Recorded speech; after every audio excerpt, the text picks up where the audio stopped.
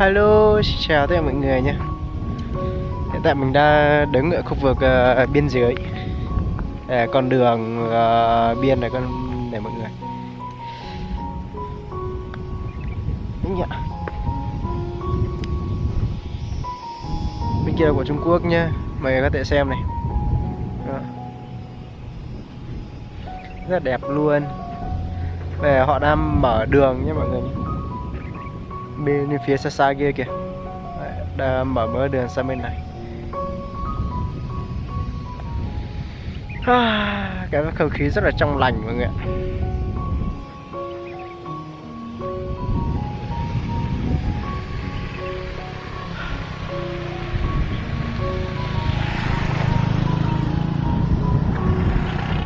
Mình vừa mới từ nhà lên mọi người nhé. Đây là một đống đồ của mình. Tinh tinh. Mọi người xem vách đá bên kia có đẹp không? Rất là đẹp luôn mọi người nhé.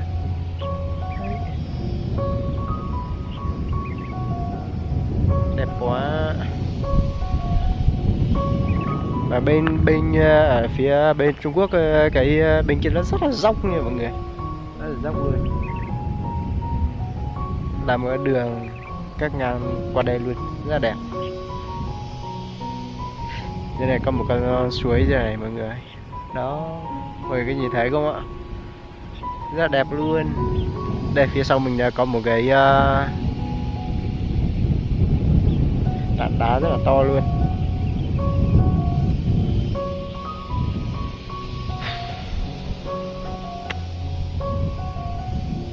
Mình cho mọi người ngắm ở dưới kia nhé. Mình sẽ đứng sang bên này và qua cho mọi người xem.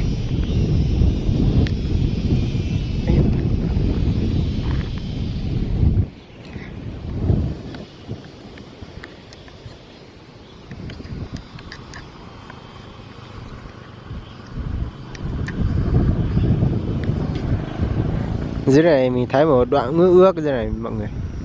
Không biết giờ có phải là không biết có phải nguồn nước không. Để mình zoom lên mọi người xem nhé.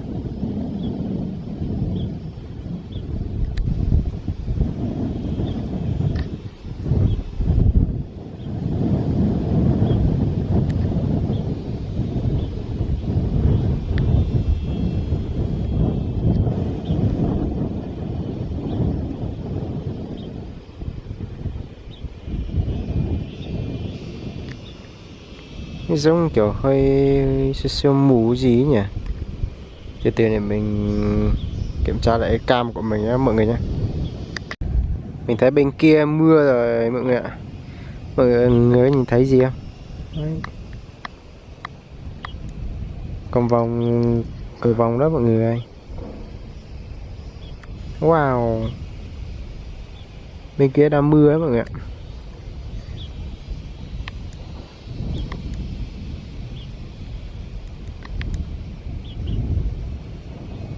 Tự dưng đứng đây thấy cầu vồng luôn.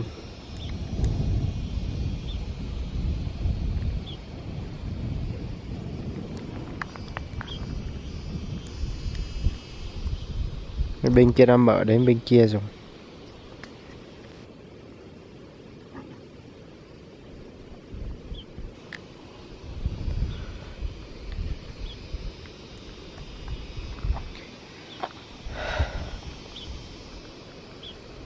Lúc trước bỏ được một thời gian không làm mọi người ạ. Bây giờ lại làm này.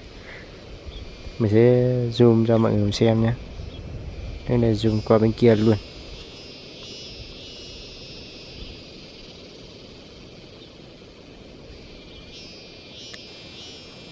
Không biết mọi người có thấy gì không.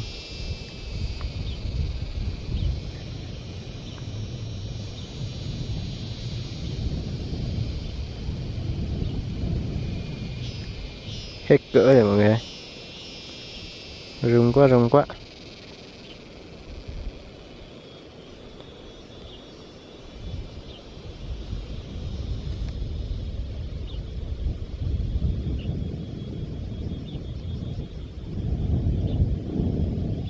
Cái máy của mình zoom nó không được nhanh mọi người. Nó cứ chậm chậm kiểu gì ấy. một thung lũng dưới này luôn, rất là đẹp.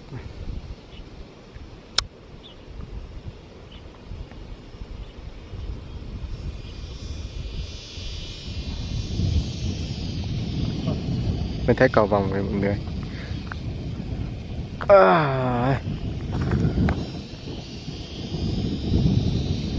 Cảm giác ở đây rất là trong lành, không khí mát mẻ.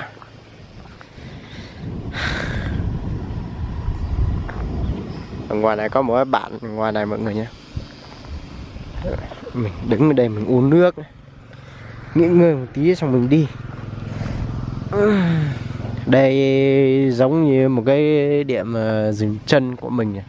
Mỗi khi mình đi qua đây mình đều dừng ở đây ngắm cảnh.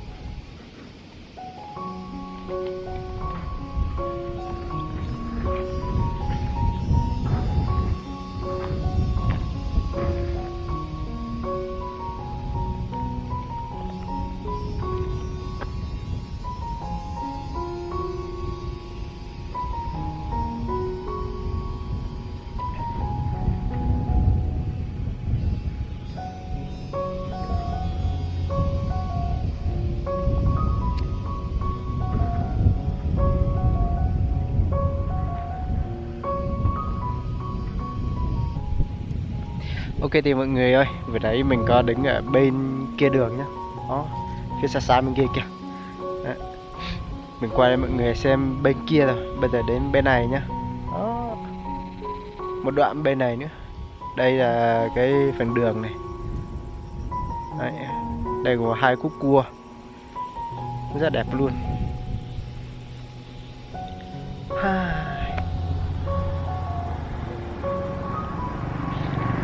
Đẹp chưa mọi người ơi? Núi là toàn núi này, đẹp dã man luôn. Đây có một cây cỏ đây nữa này. Đây dưới này là một cái thung lũng sâu hẳn dưới này luôn. Và bên này nhé mọi người. Đâu nhỉ? Đó. Chỗ đấy đó. Mọi người nhìn thấy không ạ? Đấy, dưới thung lũng kia rất là sâu luôn nhé mọi người nha. Mọi người ở đây trên này check in này sẽ rất là đẹp luôn. Trời quá nhỉ. Ok thì mình sẽ tiếp tục cuộc hành trình của mình nhá. Mình chỉ quay sơ sơ như thế cho mọi người xem xung quanh cảnh thôi. Về cảnh đây rất là đẹp luôn. Ok, cho mọi người ngắm lại một lần nữa thì mình sẽ đi mọi người nhé.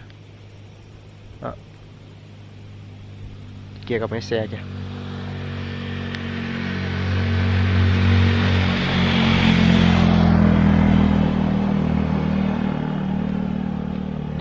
Người dân họ đang đi làm về mọi người ạ. Mọi người nhé, cho mọi người ngắm một lần này. Mình sẽ tiếp tục đi mọi người nhé. Rất là đẹp luôn này.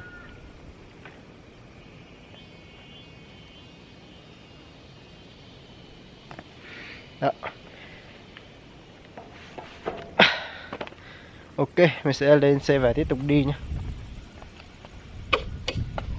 May quá hôm nay trời râm mọi người ạ.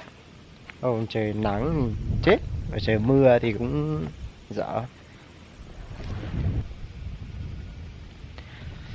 Ok mọi người nhé, nếu mà ai cảm thấy yêu quý mình thì hãy bấm like, share và đăng ký kênh để ủng hộ kênh Hạ Dung TV nhé mọi người. Bye bye mọi người nha.